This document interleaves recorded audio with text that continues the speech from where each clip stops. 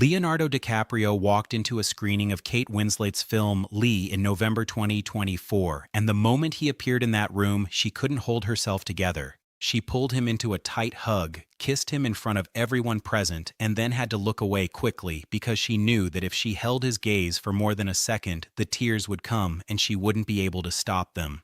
26 years had passed since they first stood on a film set together, and this was still what their friendship looked like. Not a publicist-arranged photo opportunity, not a carefully managed public appearance designed to generate headlines, but something that felt almost embarrassingly real and unguarded. For all those years, the question that has followed them everywhere has never truly been settled. Were Leonardo DiCaprio and Kate Winslet always just friends? And if so, what kind of friendship produces moments that look exactly like that one? What most people know about them begins and ends with Titanic, but the full story of this friendship runs through 3 decades, 2 films, 1 wedding, a funeral, a charity auction that raised over $1 million, and a phone call that neither of them ever lets go to voicemail. DiCaprio has finally spoken about what Winslet genuinely means to him, and what he said shifts something in how the whole story reads. Leo and Kate first crossed paths in 1996 when they were cast as Jack and Rose in James Cameron's Titanic, a production so enormous it consumed nearly 7 months of their lives and required them to spend hours submerged in cold water on repeat, day after day, until the scenes worked exactly as Cameron demanded.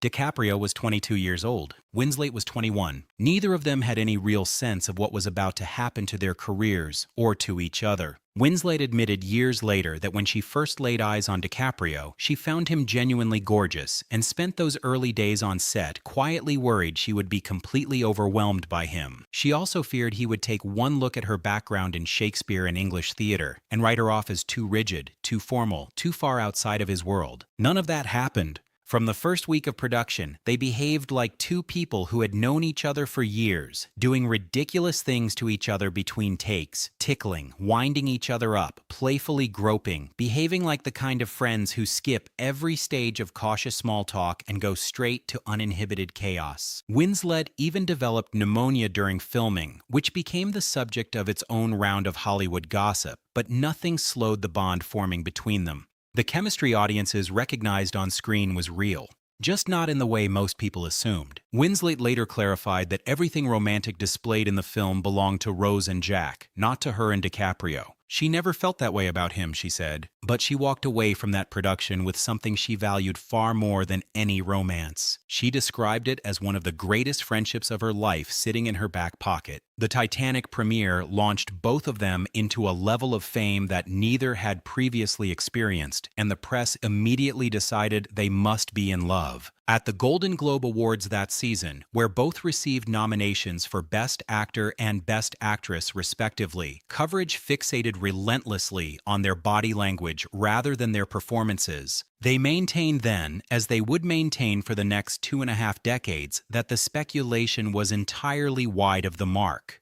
Winslet revealed that she and DiCaprio used to laugh out loud when they read the gossip columns together, which says something about how seriously they took the whole thing. And then she said something that genuinely surprised people. She believed their friendship survived and deepened precisely because nothing romantic ever happened between them. That was her explanation, offered without apology. No unresolved tension, no lingering complications, no emotional wreckage to navigate around every time they were in the same room.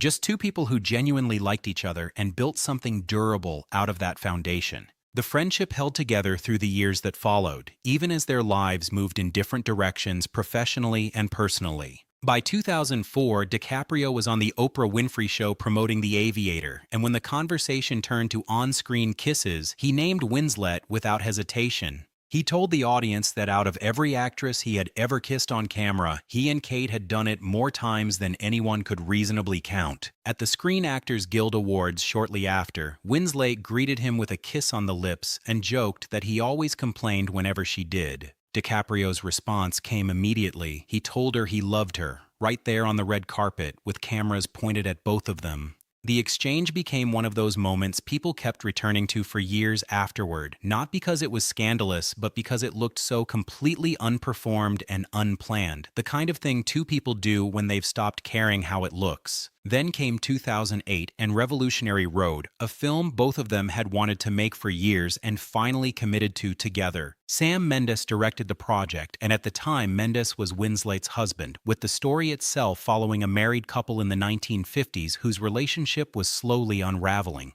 which meant Dicaprio and Winslet had to film intimate scenes while Winslet's real-life husband sat behind the camera calling every shot. She described the situation as deeply, thoroughly weird, admitting to repeating to herself throughout production that this was just too strange to process normally. Dicaprio reportedly told her to get over it, which is exactly the kind of thing a best friend says, rather than a polite acquaintance who's trying to be delicate. Despite the discomfort, the film worked. Dicaprio said afterward that there was no actress he felt more comfortable working alongside, that Winslet matched his energy on set in a way that made everything flow naturally. Their promotional tour became its own extended celebration of each other, with both of them so openly admiring in every interview that journalists kept asking why they had simply never gotten married, a question they deflected with the same practiced ease they had been using since 1997. At the 2009 Golden Globes, Winslet won Best Actress for Revolutionary Road and turned her acceptance speech into something that stopped the room. Standing at that podium, she looked directly at Dicaprio in the audience and told him she loved him and had loved him for 13 years.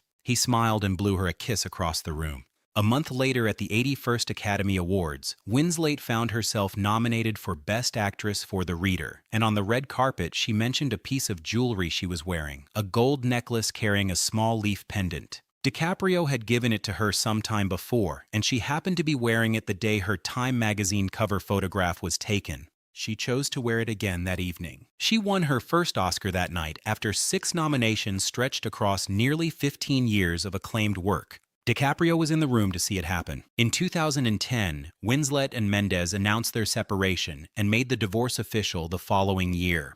Tabloid speculation circulated immediately that this was the moment Dicaprio would step closer, that the friendship the public had watched for over a decade would finally shift into something the gossip pages had always predicted. What actually followed was different and, depending on your perspective, far more revealing about the nature of what they actually were to each other. In December 2012, Winslet asked Dicaprio to walk her down the aisle at her wedding to Ned Rock and Roll, Richard Branson's nephew, in a private ceremony in New York City, attended only by her 2 children and a small circle of close friends. Dicaprio took her arm and walked her into her next marriage. If anything resembling a romantic undercurrent had ever existed between them, that gesture resolved it. And their friendship, rather than turning complicated by the moment, only appeared to settle deeper into something neither of them felt any need to explain or justify to anyone. By January 2016, both of them were at the Golden Globes again, and Winslet told reporters she had spent the entire evening focused on Dicaprio's chances rather than her own.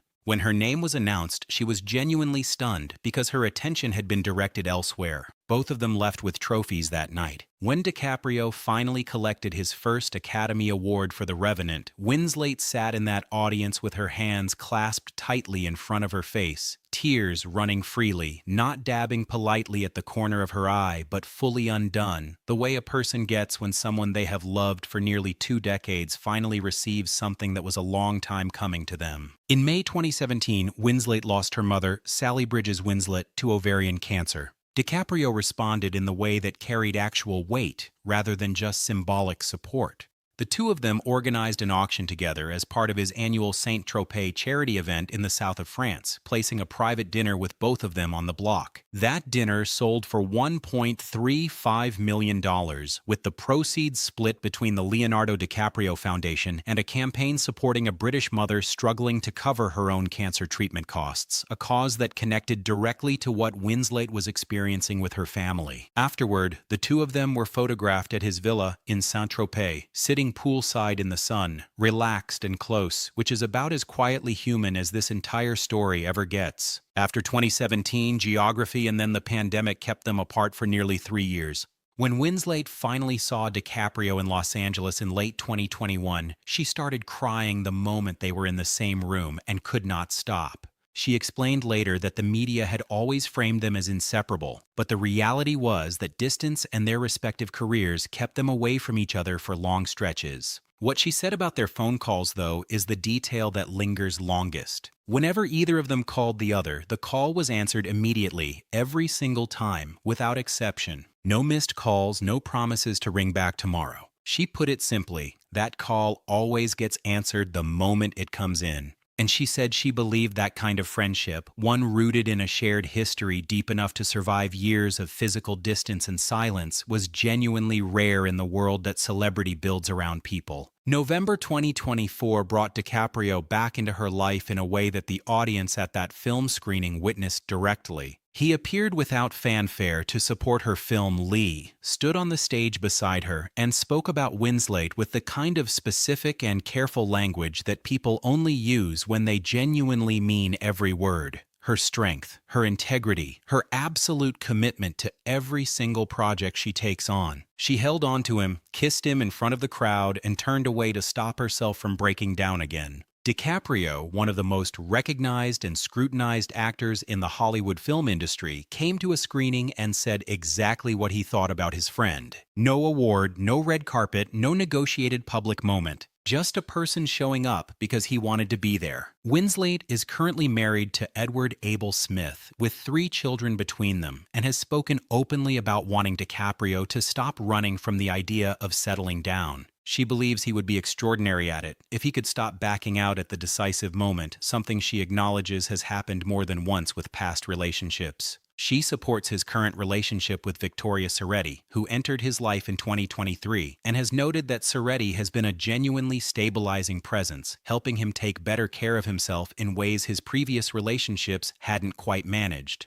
Whether that changes anything remains one of those questions only time gets to answer. As for whether they will ever work together on screen again, Winslet has suggested it probably won't happen until they're both somewhere around 70 years old, which, given that their last collaboration was Revolutionary Road back in 2008, already feels like an exceptionally long wait. But then, nobody predicted DiCaprio would walk her down the aisle either. With these two, the story has a consistent habit of going exactly where nobody saw it coming and landing somewhere more interesting than anything the rumor columns ever imagined for them.